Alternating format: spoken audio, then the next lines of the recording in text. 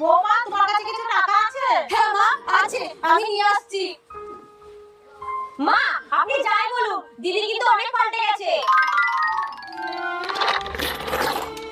মা, হাত পাতুন। আরে পাগল, 18,000 টাকা লাগবে। বৌমা তোমার কাছে আছে? মা, আমার কাছে তো নেই, কিন্তু আমি একজনকে চিনি, উনি জিনিস রেখে টাকা দেয়। বৌমা